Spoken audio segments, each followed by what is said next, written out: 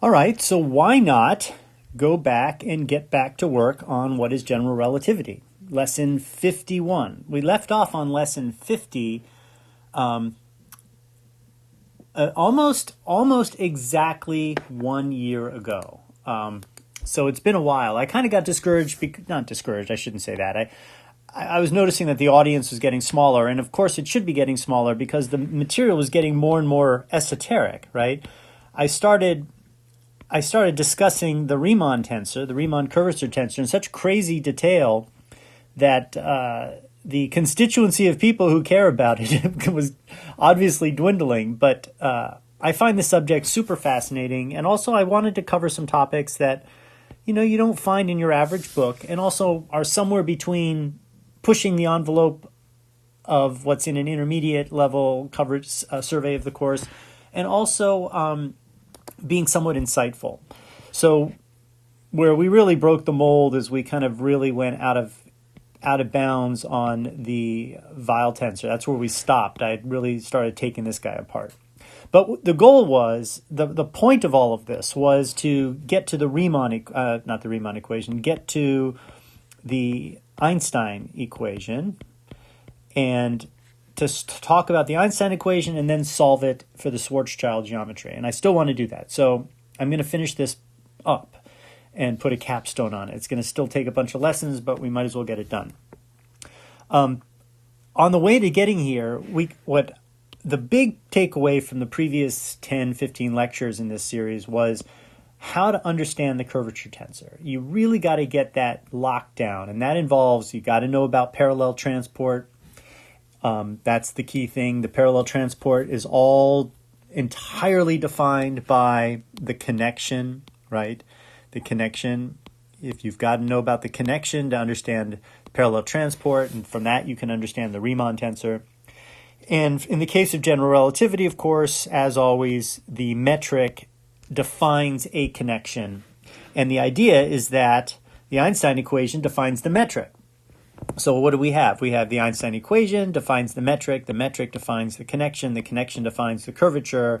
The curvature, ultimately, the curvature defines the Ricci tensor and the scalar curvature, right? The curvature defines this guy defines this guy. Those two guys define the Einstein tensor, which defines the Einstein equation. So that circularity is kind of what we've been playing with in the course. In the beginning, we assumed an understanding of the metric, and we talked about how things move. And now we're assuming things, well, not assuming things, but now we're using this to understand the nature of curvature. And then we're going to go backwards. We're going to say, once we understand the general mathematical idea of curvature, we're going to learn how to solve for the metric. Okay. So we've been attacking all of the tensors that were derivable or discoverable from the granddaddy tensor, the Riemann curvature tensor. And one of them was the Weil tensor. And the Weil tensor was sort of a decomposition, right? The Riemann tensor, alpha, beta, gamma, delta, was equal to the Weil tensor, alpha, beta, gamma, delta, plus another piece, right? And so it was a decomposition into a sum of two other tensors. And this sum had very special properties. It was conformally invariant, traceless. Those are the things we proved those things.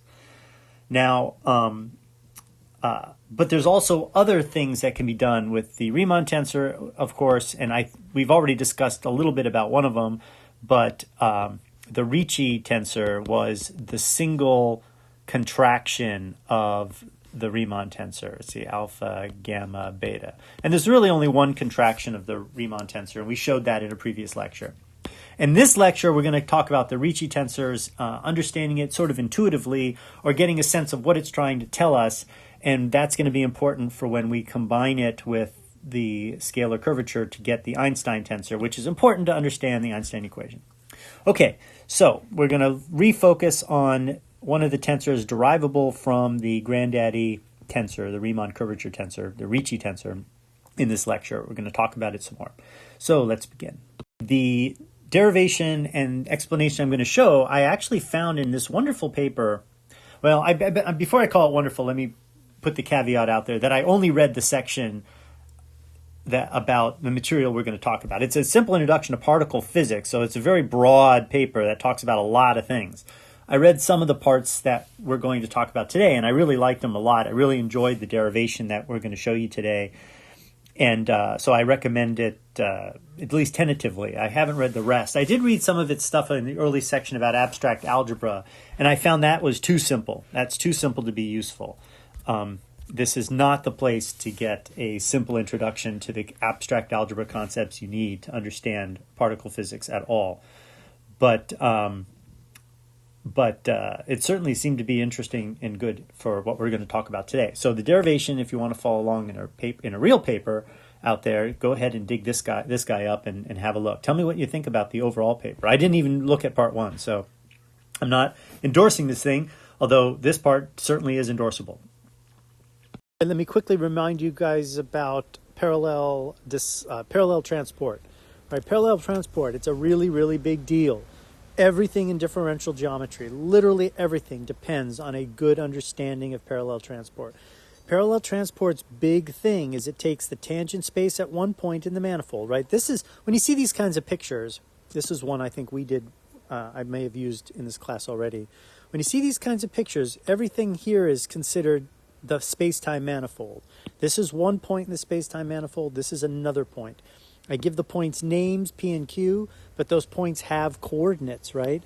So the coordinates of point P would be usually little x mu of P, and this would be little x mu of Q, and those are the coordinates of the points.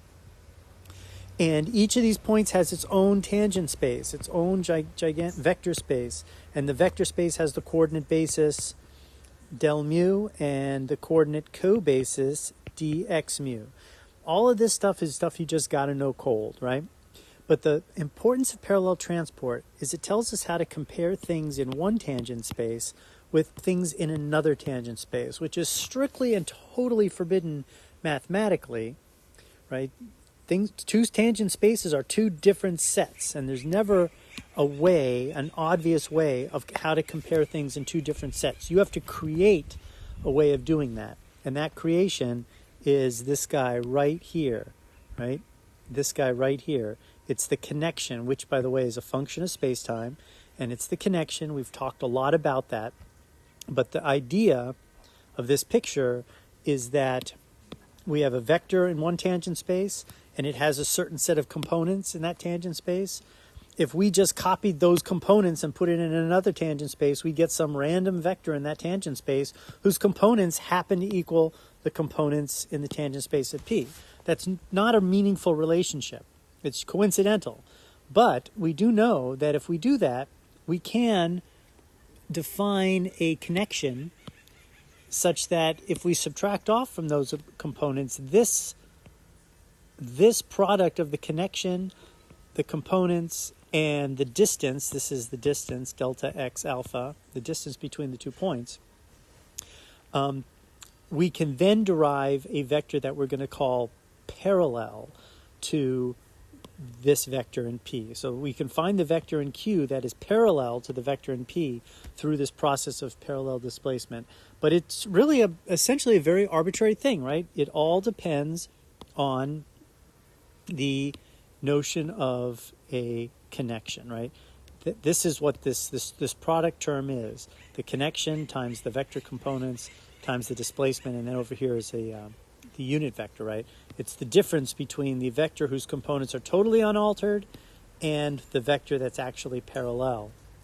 And the sign convention was all discussed and how that works. And once you have a vector in Q that's parallel to this vector in P, I can now take any vector at Q and compare it to that parallel vector. That's the whole point. Okay, so this has got to be cold. If you don't understand this, then you really got to stop and review. Just get it fresh in your mind about how that works. But everything depends on the connection there. Okay, so we're going to start by quickly scanning back to our analysis of the Riemann tensor. We're not going to go through the whole proof, of course. That took a lecture or two in the past.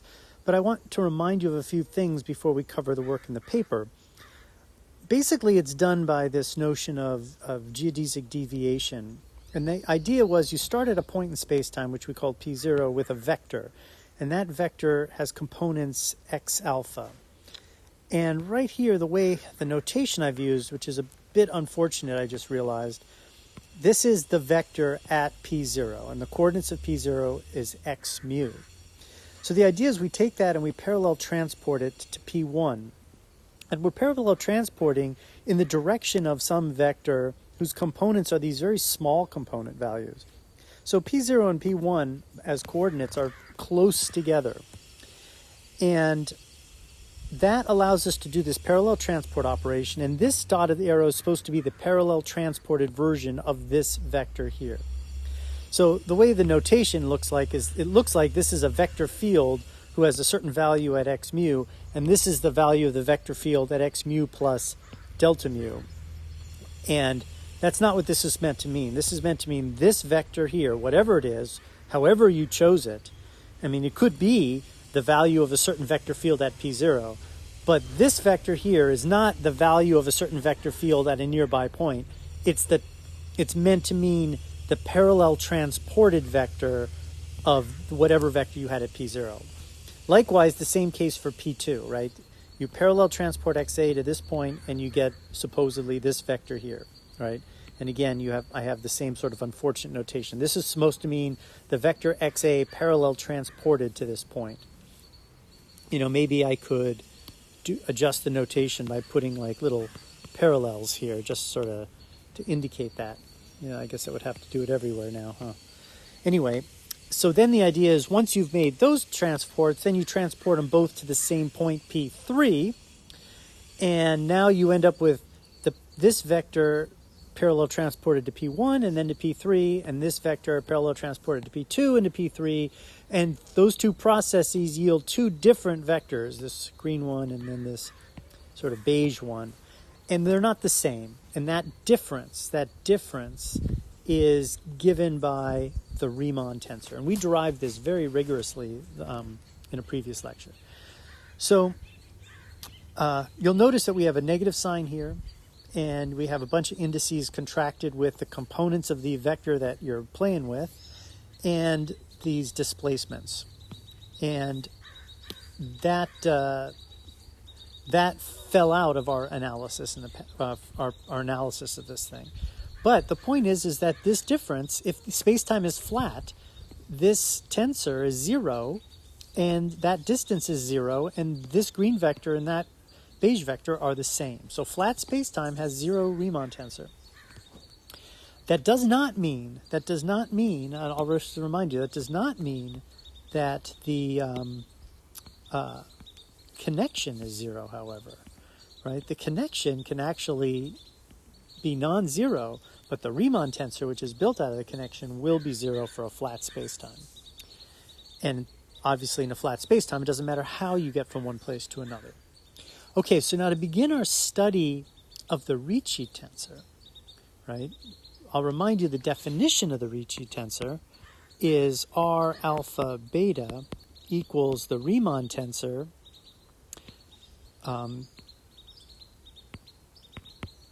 contracted over the middle index on the bottom and the top index.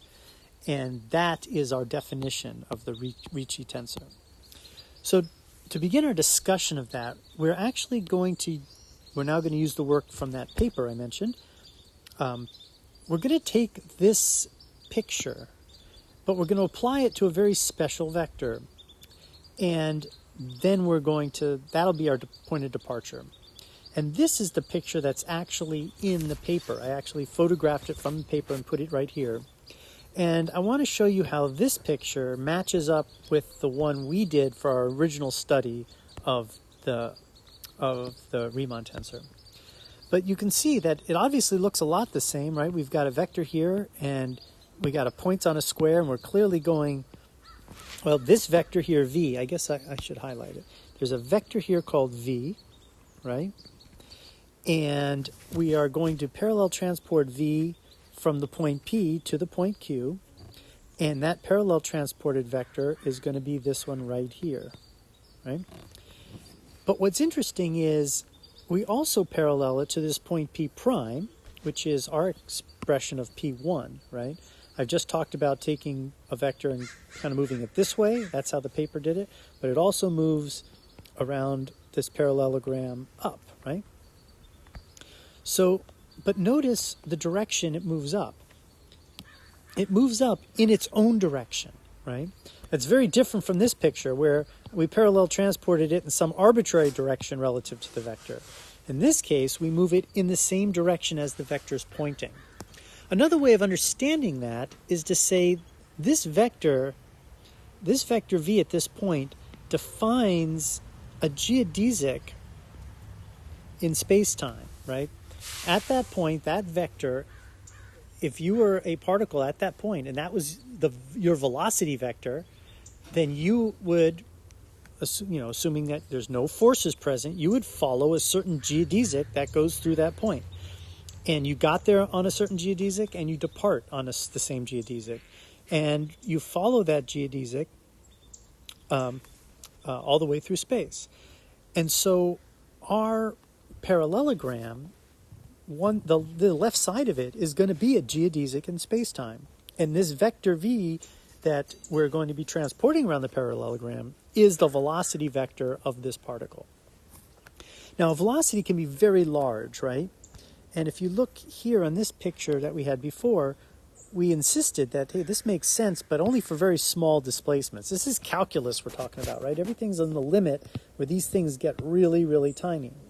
So in this example, we're actually postulating a little bitty vector whose components are small. X mu, that's the component, and this would be the full vector, presumably, that we're working with. Because remember, this is a tensor. A tensor eats vectors, so this implies that that's components of some vector, right? That this is this delta xy and the Gothic delta x, the delta x gamma and the Gothic delta x nu. We're presuming those are vector components of a very small vector like this, and this is just the index notation for that tensor product. And of course, as usual, they've left off the basis vectors here. That's why I always tend to put them back on. But the point is, we think of vectors in our analysis with very tiny components. But here they don't. In the paper, they think of a vector, a velocity vector in particular, that could have a very high value. It could be near the speed of light. But to do this exercise, they still need a very small displacement in the direction of that velocity vector. So they call that small displacement epsilon times v. So it's in the direction of the vector v, but it's multiplied by a very small number epsilon to make sure that we're talking about a p prime that is very close to v. So their parallel displacement now is the velocity vector being parallel displaced in a straight along its own direction, and it's going to end up here like this. And then they're, of course, going to parallel displace it this way to Q, and they're going to end up with, I guess, this guy right here. And then they're going to take this vector and displace it to Q, and they're going to end up with, change the color, this guy right here. Yeah, let's just change the color so we can kind of match it up. And they're going to note, hey, it's different. It's different. So this is really the same exercise that we did here in full generality, but here they're doing it with a specific vector, a velocity vector. And so v is a sort of an established velocity vector, which, and then, I guess I have to make it clear. Once they parallel displace it to here, this displacement is also in the direction of the parallel vector. And why do they do this? Well, they do this because they want to postulate two particles. A particle here, we'll call it a dust particle, right? We'll call it dust, because these particles do not interact in any way, and they're not thermal, right? It's not like a gas in a container. It's just a free, small particle that has so little mass you can neglect its mass, but it doesn't interact. There's one particle there, and then there's one particle here. And they want to say that when the two particles are at these 2 points, P and Q, they are moving parallel to one another. So they have to, so if you're going to say this guy's moving velocity v, this guy has to be moving in the direction of the parallel transport of v from P to Q, right? It must be, in order to say that when the particles at Q and the particles at P, they are both moving parallel to one another. So that's one thing that's important. So this guy will then displace in its direction, yielding this blue line. And then this comparison is going to be really important to us. But what's important also is going from V to Q, that's not controlled, right? The velocity of the particle at V is whatever that is, that velocity guides this translation. But this displacement, it could be in any direction, right? So and U is not the velocity of anything. So U could be space-like, time-like, it could be any direction we want. All we need, for this problem, all we need is an arbitrary parallelogram in space-time. It really doesn't matter how it's oriented. You're always going to be able to calculate this difference using the Riemann tensor. Here, we kind of do set it up in a certain way. We're going to imagine ourselves as observers sort of standing, what are we going to do? We're going to be standing here at P, right? So that the particle is motionless with respect to us, right? And we're looking, we can look and we can sort of see this particle over here at Q. And since we're motionless with the particle, the velocity vector of the particle is going to be entirely time-like. Entirely time-like. So this velocity vector, just because we're in the rest frame of the particle, everything is moving through time. Everything has a velocity whose magnitude equals the speed of light, right? The fore velocity of any particle always is the speed of light. But since we are now sort of putting ourselves in the frame of this particle's velocity vector is purely time-like, and its value is c. So this epsilon becomes, obviously very important in order to sort of establish the fact that p prime is nearby. But the point is when we do that, we can consider epsilon to be time, right? So we can consider epsilon to be time, because we're orienting it that way. And the way we do that is by putting ourselves in this frame of V. And so this displacement here will be some purely spatial displacement, right? We're not going to allow this displacement to be anything in time. So Q is happening at the same time as P. These are events in space-time now, because there's 4 coordinates for Q. Time is one of them. Well, the time coordinate for Q and the time coordinate for V are going to be the same, and this is going to be purely space-like, while this is purely time-like. However, epsilon is still a small number, right? It's a small number, and U could be some relatively large. U doesn't matter, as long as epsilon times U is small. And so remember, when I say epsilon times U, what do I mean? Well, U is a 4 vector, right? So we have to think of it as, let's see, we think of U as the U0, U1, V likewise, right? U2 and U3, right? So U is some vector that has 4 components to it. Well, epsilon times U is just multiplying that thing by epsilon in a linear way. So it's epsilon U0, epsilon U1, epsilon U2, and epsilon U3. And epsilon is so small that these components are small enough to do calculus. And of course, as epsilon goes to 0, everything limits to 0. So we have U is arbitrarily picked, but it's purely space-like. And it's still being multiplied by the same tiny number, epsilon. All right? Now, I'm saying all that because the form of the Riemann expression, the expression involving the Riemann tensor in the paper, looks different than the expression involving the Riemann tensor in our work. And the reason for the difference is that these are not infinitesimals, right? In ours, they were, right? This was infinitesimal. The two displacements were infinitesimal. This was never infinitesimal, right? That's the initial vector.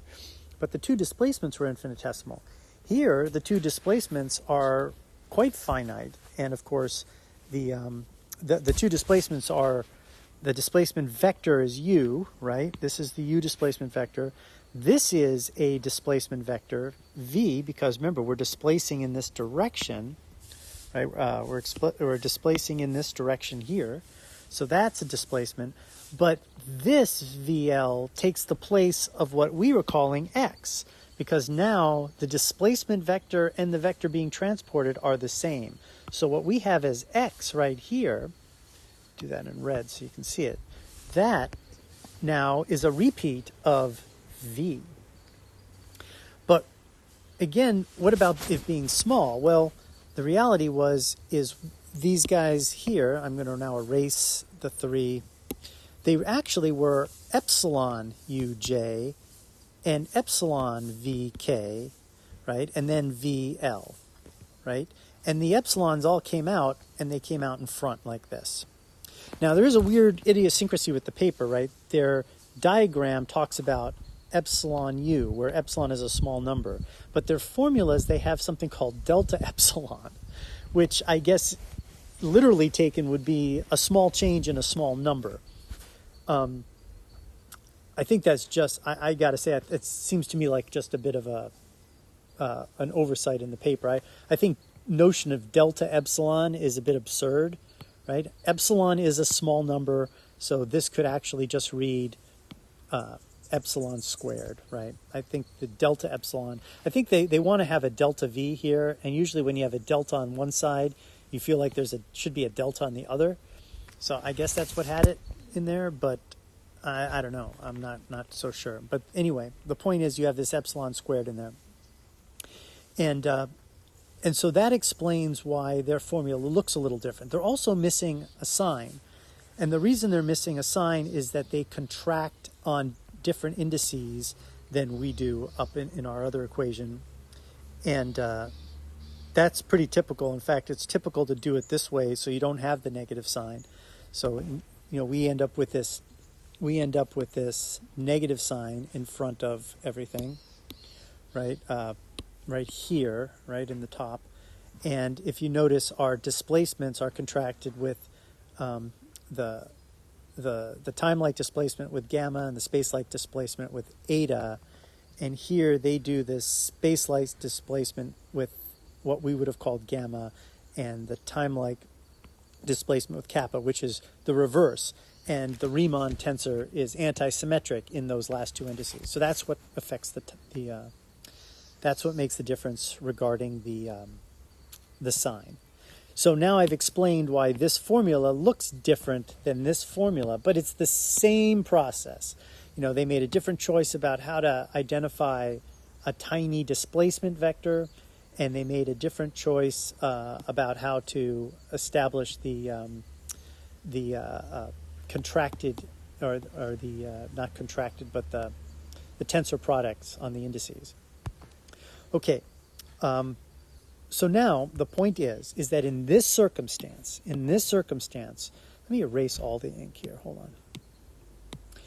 In the circumstance that they're depicting here, where you are displacing a velocity in its own direction, what they conclude is that the displacement vector there is given by this expression. And it's nothing more. The only thing that makes this different than our expression is that v shows up twice, once as a displacement and once as the vector actually being displaced. That's what this last one is. The vector actually being displaced is almost always contracted with the first index. The j and the k usually contract against the displacements, right, where the epsilon squared makes those small. Okay, so that tells us the delta VI. So what is the delta VI? Well, remember, when we started this problem, P and Q, it was designed so that a piece of mass at P and a piece of dust at P and a piece of dust at Q will have parallel motion when epsilon equals 0, right? But when epsilon grows to some finite value, epsilon, we'll call it epsilon, there actually is a velocity, relative velocity. And that relative velocity is this number, right? That's what that number is. So what that means is that even down here at epsilon equals 0, there is some acceleration between the two. The relative delta v is equal to 0 at epsilon equals 0, but delta v dot does not equal 0. So there's some acceleration, and that acceleration is really basically the idea is it's the two geodesics defined by v and the parallel transport of v. Those two geodesics are not perfectly parallel as depicted in their little box picture. They're actually more like this. Bad drawing. So at P and at Q, this is the two velocities are parallel at that point, but they're clearly diverging a little bit. The geodesics are separating in the way I've drawn it. But the geodesics could converge, right? They could be converging too, depending on the structure of the space-time. But the point is that the acceleration is not equal to 0. Okay, so now what we're going to do is we're going to understanding this setup here. We're dealing with essentially a disk of dust. It's going to be a sphere of dust, which I'll depict as a circle with one dimension suppressed. P will be in the center, and Q will be the edge, right? So P will be in the center, and Q will be the edge. And what we're going to ask is how is the shape of this sphere of dust changing as time proceeds, right? And the way we ask that is how is Q accelerating away from P? Given that they all start parallel, the curvature of space-time is going to accelerate Q towards or away from P and change the shape and size of the sphere. And the Ricci tensor summarizes a lot of that change for us, and that's what we're going to show. Okay, so now if we're comfortable with the setup, this is now no longer a mathematical hypothetical like this is. This is sort of our general differential geometry analysis of some strange vector being moved in an arbitrary vector being moved in an arbitrarily infinitesimal way in two different arbitrarily infinitesimal ways and compared, giving us a mathematical answer. We now have taken this and created a real situation, a real physical situation involving this dust, right? This sphere of dust with one dimension suppressed, moving and flowing in a time-like direction where we're kind of standing in the middle of it, and we're watching the edge, and really we're watching all the parts in between too. But it's a small sphere of dust, right? It's like we're going to limit it to infinitesimal in size. But this velocity vector we've calculated, and I'm going to repeat it here, right? So there's the velocity vector, just like we've calculated for this situation. Now the question is what is the acceleration, right? So we're going to say that the acceleration in the, what's confusing me here? Okay, all right, look, this is how this, notice how good this notation is, right? L, J, and K are all being essentially contracted with L, J, and K up over here. That leaves I left over, right? If this is a tensor expression, this has to have an I as well, right? So I've left out that this is the ith component of the change in velocity, right? The ith component. And yeah, they did have that here, right? They did have that ith component there. So, yeah, so I see, but you see immediately something just looks wrong. You know something's wrong. And the place where it looked wrong to me was when I started writing the acceleration. It's the ith component of the acceleration I'm interested in. Well, what's the definition of that? Well, the definition of the ith component is the limit as epsilon goes to 0 of the ith component of the velocity, of the change in the velocity, divided by epsilon. Very simple, very straightforward definition. It's like kinematics. This is elementary calculus kinematics. Well, the next substitution is a bit of a no-brainer. First, we just make that substitution, and then we finally write this as the limit as epsilon goes to 0 of the ith component divided by epsilon, and that equals the right-hand side here. Let's see if I can get a copy. And that is our first really important expression here. It's basically the expression of geodesic deviation, right? And that's it's another variant on the expression of geodesic deviation. So now we imagine a small ball. We imagine our small dimensionally compressed sphere to have an initial radius that I'll call for the time being r0. We change to black here. And the radius of this sphere and the ith component of the radius of this spherical object, right, will be a function of epsilon, and it will equal its initial radius plus 1/2 times the acceleration in the I direction times epsilon squared. This is basic kinematics, right? That means if this point here at Q, right, if that point is accelerating away from the point at P with acceleration AI, then at time epsilon, it will have moved that far, which presumably, if A is positive, will be an increase from the initial radius. This is elementary kinematics.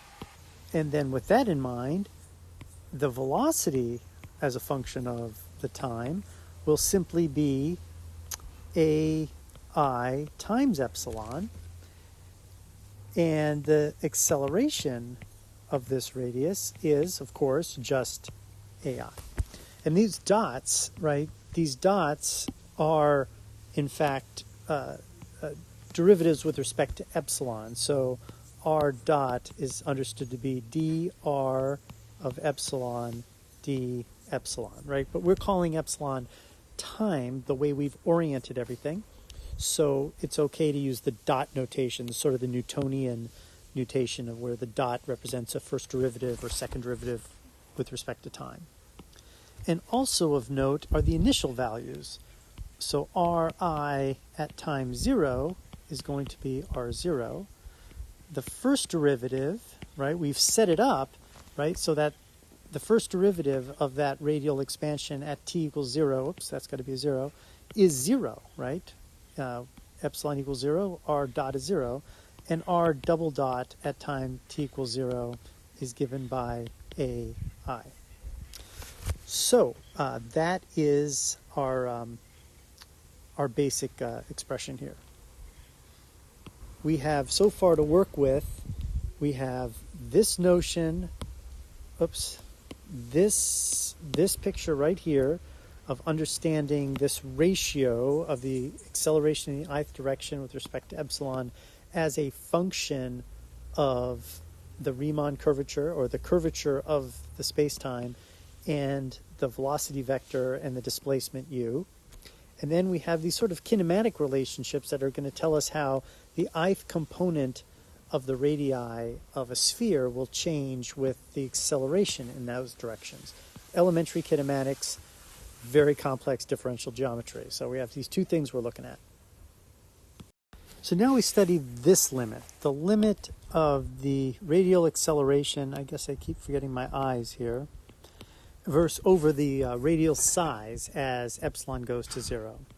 And that's pretty easy. Based on this picture right here, we know what all of these limits are, and the r equals 0 case for the acceleration is AI, and the epsilon equals 0 case for the acceleration is AI, and the epsilon equals 0 case for the radial size is r0. So this limit is going to be AI over r0. And then the way the analysis goes is we reintroduce epsilon in a kind of a strange way.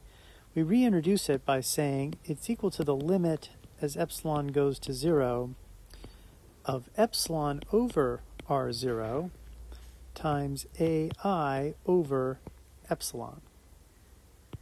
And then this piece, we go back here and we look at this calculation. Oh, that piece is this thing right here, right? So I can make that substitution for this limit. So I'll do that. And then what do I have left? I have epsilon, I have epsilon over R0 times this, and I still think we have the limit as epsilon goes to 0. We executed the limit for half of it, but the other half not. So that brings us to this, right?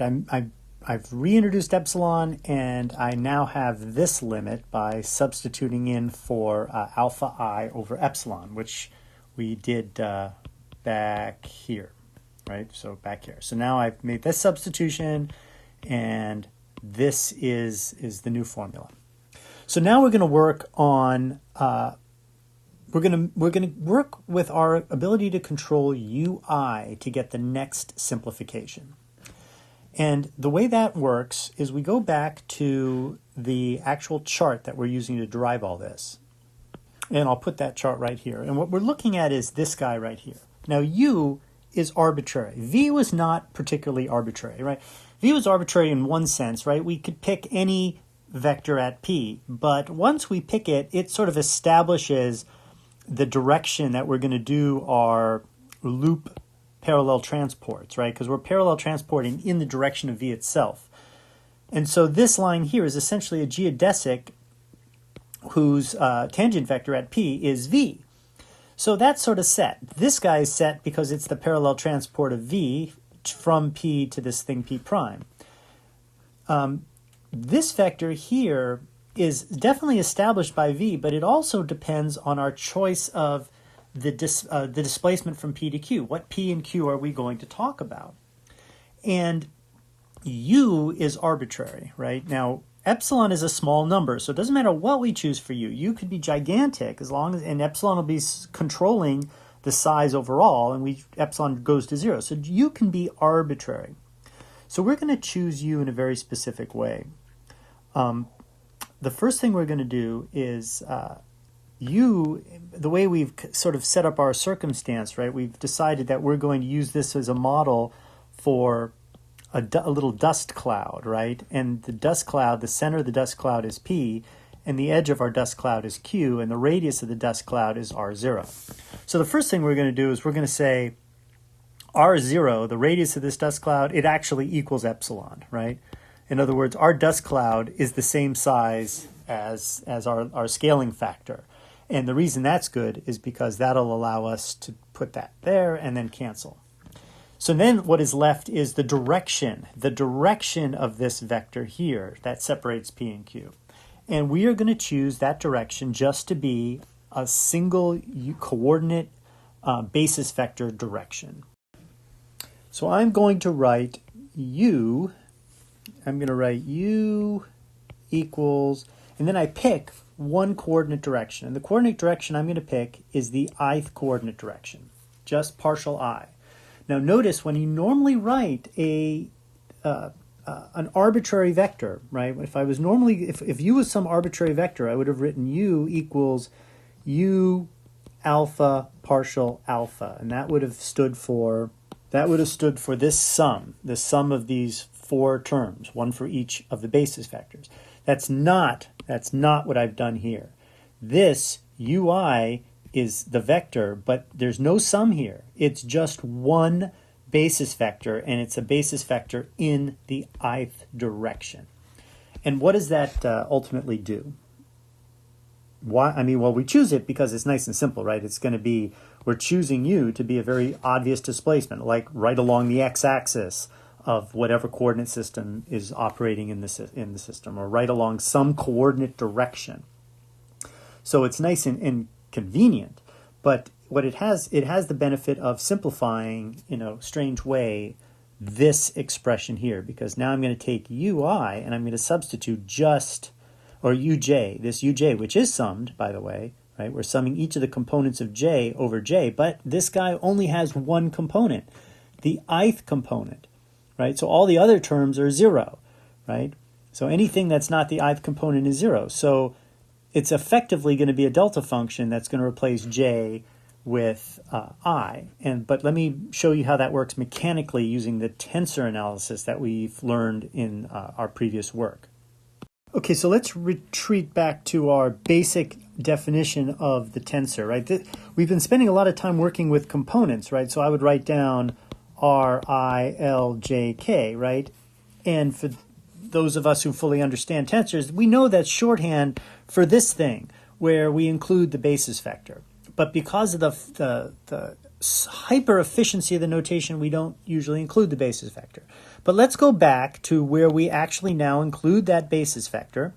And what we're now seeing is all the Einstein sums, the Einstein sum over I, the Einstein sum over L, J, and K. And this is a tensor product space that's in principle 4 to the 4th power and of dimensionality 4 to the 4th power.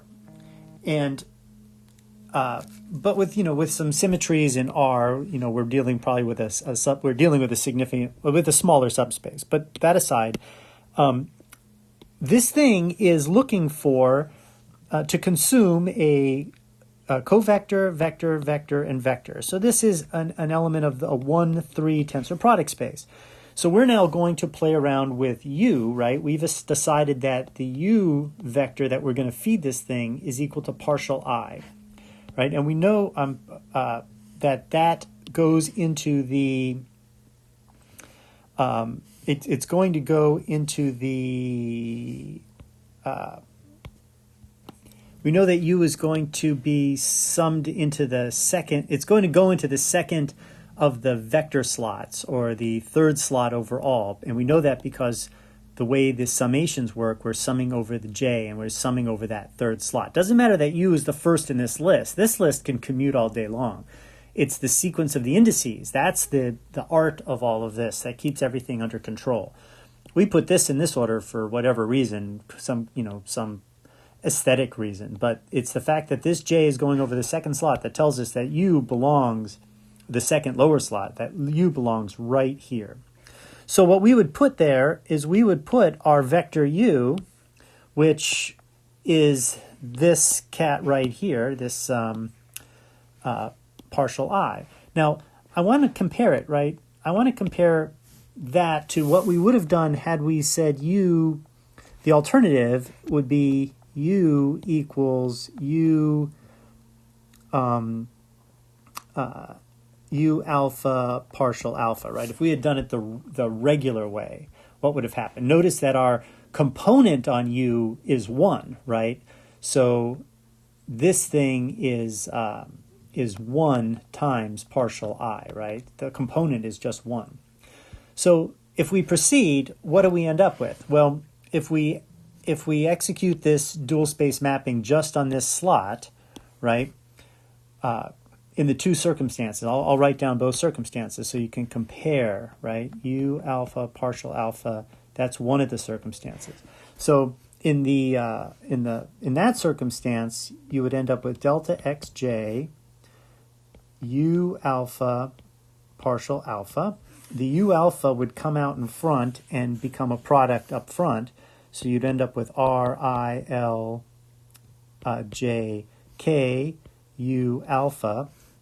And then this guy here would have ended up with, as a delta function, delta J alpha. And what would have happened is this alpha on the U would have turned into a J, and you end up with R, I, L, J, K, U, J, which is exactly what we started with, right? That's exactly what's written here, right? That shows you that this notation has already put in an arbitrary vector U to get this formula.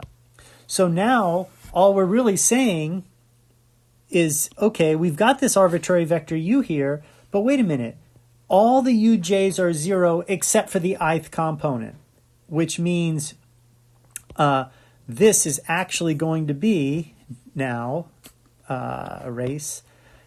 If all the UJs are 0, I just rewrote it a little neater. If all of these UJs are 0 except for the ith component, then this sum, you're going to add up four terms. Ignore this for a moment. you're going to add up 4 terms here, summing over j. And what would those 4 terms look like? Well, they would look like this, right? They would look like these 4 terms. I just busted open the j sum.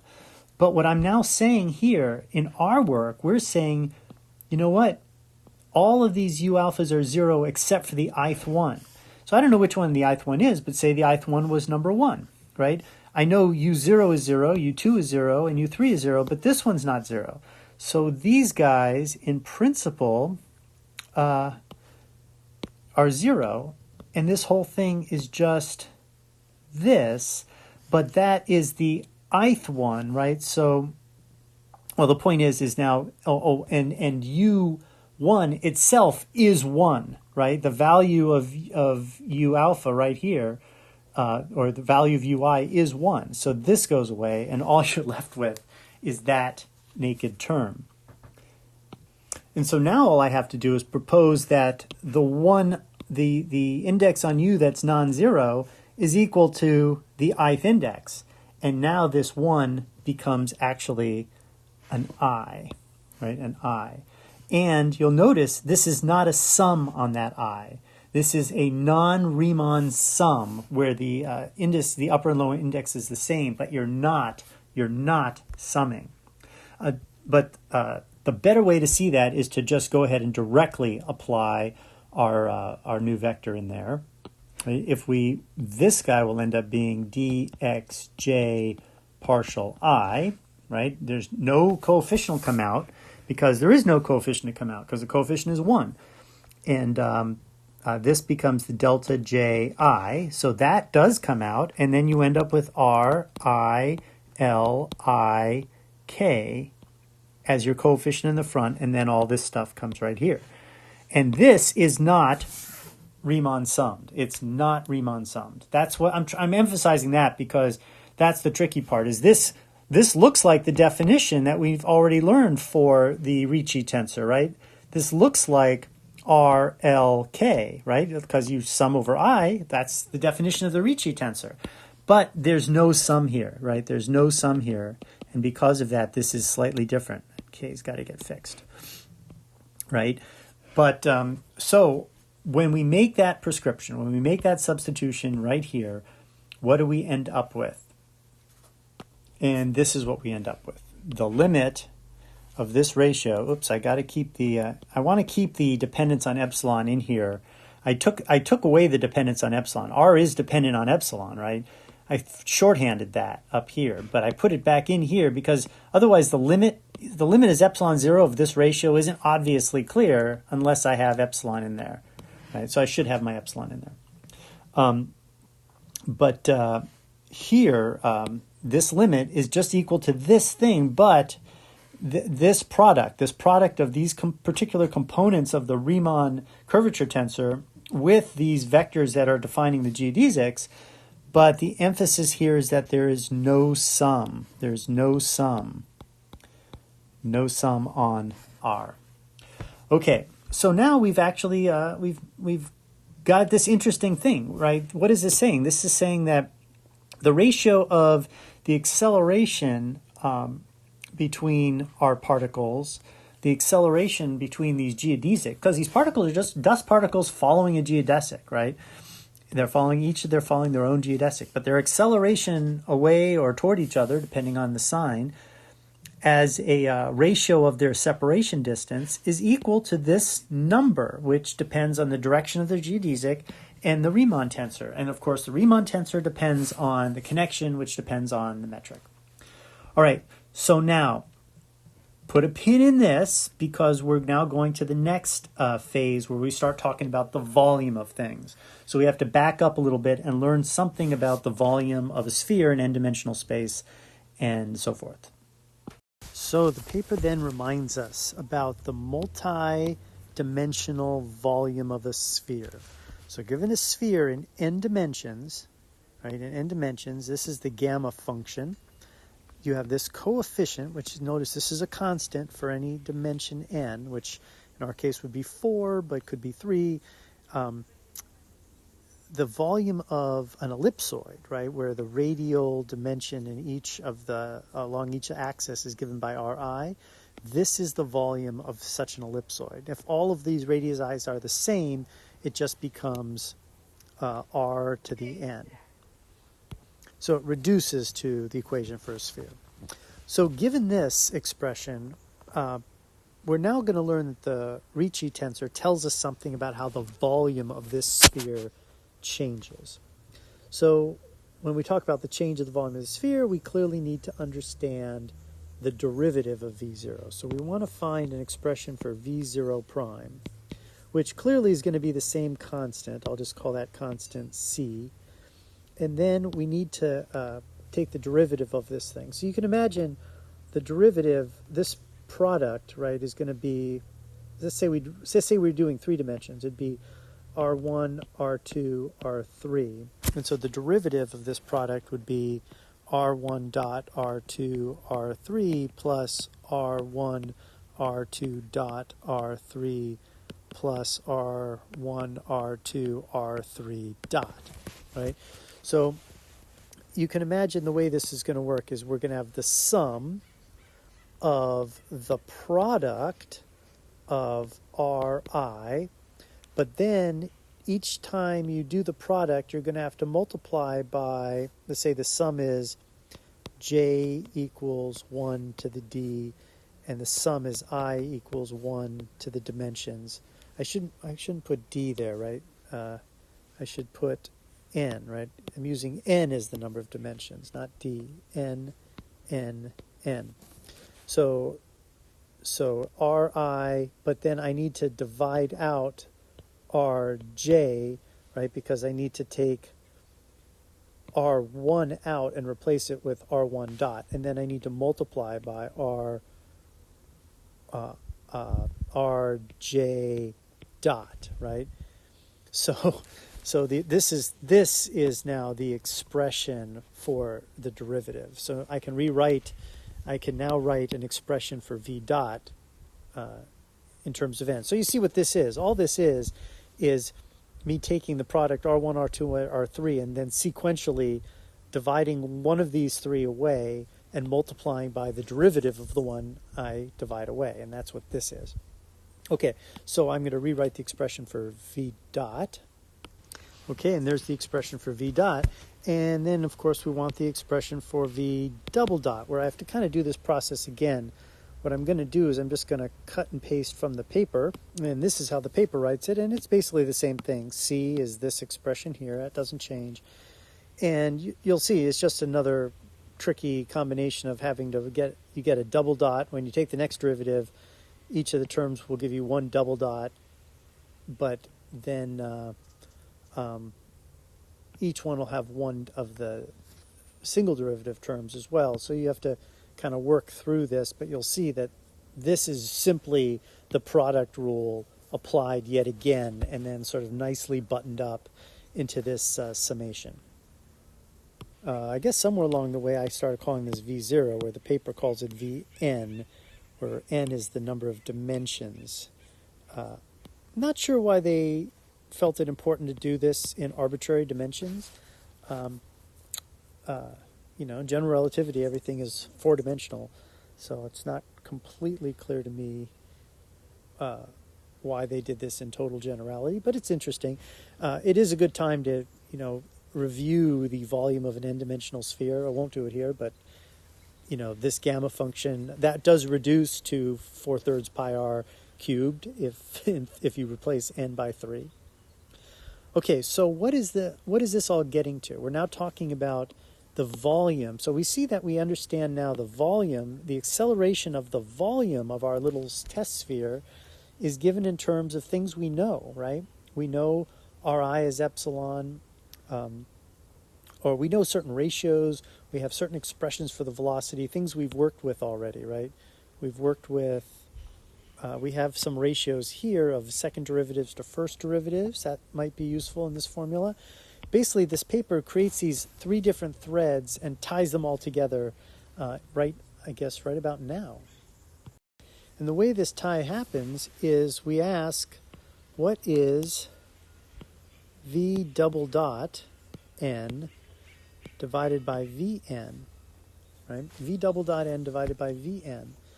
And if we look at vn, we have this product and then this constant, and here's the product in v double dot and the constant. So the only thing that's going to live is this stuff right here in the middle. So I guess the way to think about it is this will divide out and this will divide out. But now I'm going to consider taking this in the limit as epsilon goes to 0. But remember, these r's are functions of epsilon. Now, as epsilon goes to 0, the r's were becoming epsilon itself, right? Because we've chosen r0 to equal epsilon. But more importantly, these guys become 0. R dot of 0 was equal to 0. So this whole term actually goes away. That term goes away. So what are we left with? We're left with the sum I equals 1 to d of r double dot I r I. And that ratio, r double dot I r I, we calculated back here, right? In fact, we calculated it with this limit. So now I can take this guy and put it in there. I guess I should point out that this is still a limit, right? I mean, even though this definitely, I guess the way to say it is, this guy here definitely limited to 0. This still has some limit, right? And so I still got to write limit epsilon goes to 0 here. But I know what that limit is. And that limit is this thing, right? So now we have this sum, this ratio here is equal to this sum over all the dimensions of this thing that looks like the Riemann tensor, or Ricci tensor, but it's not, because we're not summing over I as in the individual term, but we have now introduced this summation, right? This summation here actually does force us to sum over I. So I can actually write that as R I L I K V K V L, where I do enforce the Riemann summation convention there. And that's what we're going to call R L K V K V L, and it's going to equal the limit as epsilon goes to 0 of the acceleration of the volume with respect to the volume.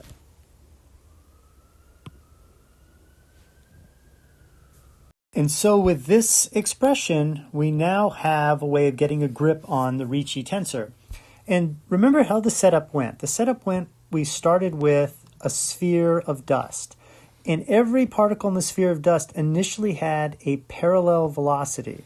So the volume of the sphere, the first derivative of the volume of the sphere's changing was 0, because every particle was moving in parallel with each other. However, the second derivative is not equal to 0, right?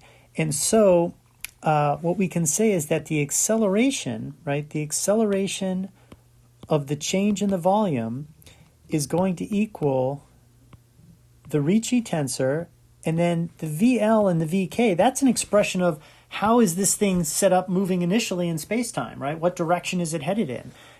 Clearly the volume changes. It will be different depending on the direction. It could be, if the initial direction was the opposite of what I've drawn here, perhaps, if it's going this way, the volume might actually be contracting, right? It might get smaller and smaller, and the other way, it might get bigger and bigger. So this tells us the initial direction that this little sphere is moving in, and Vn is the initial volume, right? So it's going to be this sort of linear relationship, this number, right? This is a number, right? We sum over L, we sum over K. This turns out to be a number, and this is a number, and this is a number. So it all just calculates. The acceleration of that volume depends on the direction that the volume is moving in and the Ricci tensor. And there you have it. That is the sort of the explanation of how the Ricci tensor works. Long lecture, sorry. So we're going to do another one about the Ricci scalar, and we're just going to keep going. Again, thank you to the authors of the paper. Let me give them a shout out again. I really enjoyed this analysis. I really like especially how part of my favorite part is, oh, by the way, the authors of this paper do this also. They have D here and N here. And I don't see any reason why N and D shouldn't be the same number. Just a point to note. It confused me during this process, but I'm pretty sure that D should be an N as well. Regardless, N equals D equals 4 for general relativity. But I really did enjoy how this volume ratio took the non-sum, right? The non-sum. Where did I write that down? The no-sum part, and it reapplied the sum when we divided out. When we got rid of this sum here recreated the Riemann sum. I thought that was kind of cool to watch that little maneuver. Anyway, we'll see you guys next time.